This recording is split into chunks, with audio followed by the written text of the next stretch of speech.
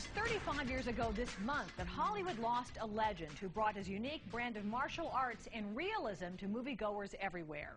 Bruce Lee died tragically after becoming an international superstar. And our Tim Astilos returns to show us why he will forever remain the king of Kung Fu.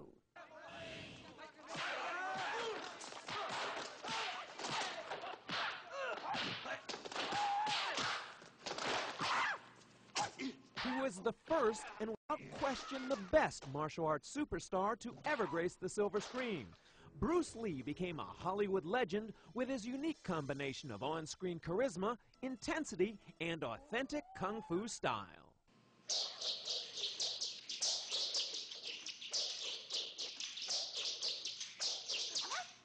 I've been a film critic on and off for 20 years or more. I've seen hundreds, thousands of movies. But what set the Bruce Lee movies apart clearly was Bruce Lee. He jumped off the screen at you. When you sat in that theater, he was right there in your face. And there are very few actors who are able to achieve that. Unlike Jet Li and Jackie Chan, whose films focus more on theatrical stunts and comedy, Lee!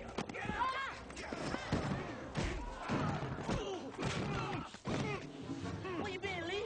I've been around, man. Bruce Lee's films were pure action based on bone-crushing realism and his own amazing skill.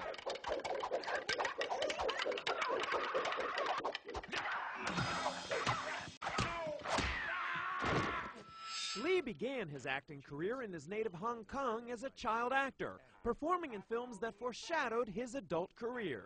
Bruce learned the martial arts growing up as a way to protect himself on the streets.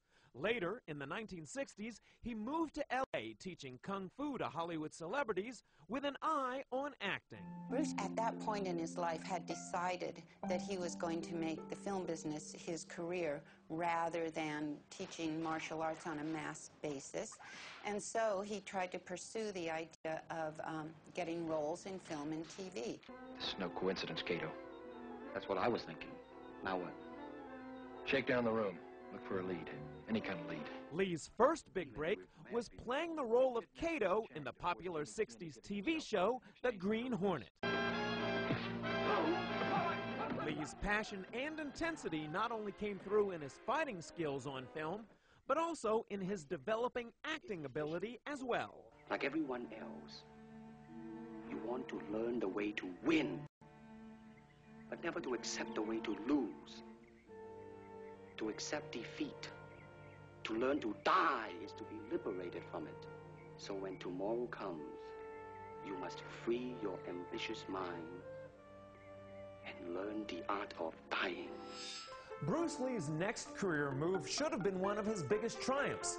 He presented studios with a novel idea for a TV show about a peaceful Chinese monk skilled in the martial arts roaming the Old West.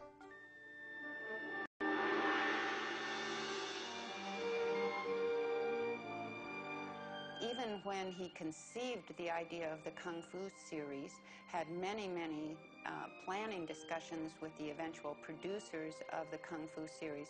When it got right down to it, they did not hire Bruce to play the part of the leading part in Kung Fu, instead going for a Caucasian man. In the United States, I think something about the Oriental, the true Oriental should be shown.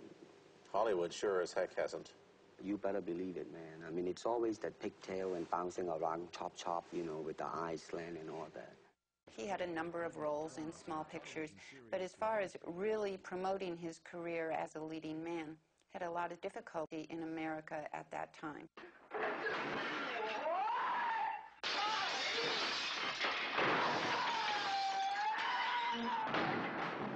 With that rejection in mind, I guess you could say that was an overt expression of racism in the film industry in the early 70s.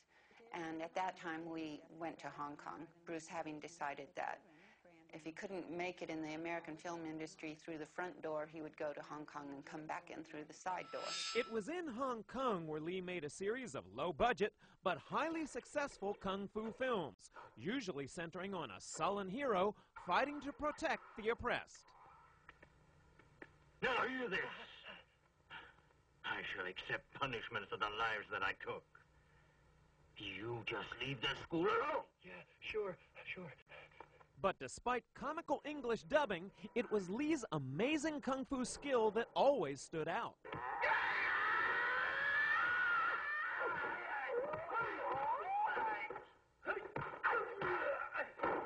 Lee's movies made him a superstar in Asia, and the ability to have total control over his films, including work with his former student, Chuck Norris.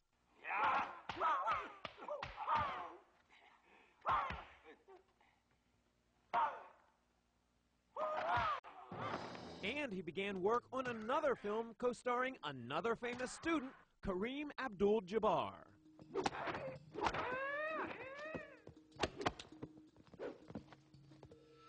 Lee's success overseas led Warner Brothers Studio in Hollywood to produce the film that would make Lee an international superstar.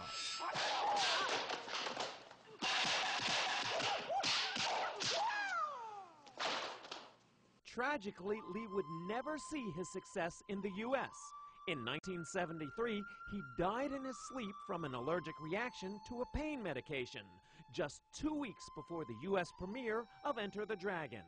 But all these years later, the Dragon's legacy lives on. People are still interested in Bruce Lee, and that's very unique. There's not many individuals that are able to be remembered years and years after they pass away. There were some lines that expressed your philosophy. I don't know if you remember them or not. Oh, I remember that. I said, this is what it is, okay? I said, empty your mind. Be formless, shapeless, like water. Now, you put water into a cup, it becomes the cup. You put water into a bottle, it becomes the bottle. You put it in a teapot, it becomes the teapot. Now, water can flow, or it can crash. Be water, my friend.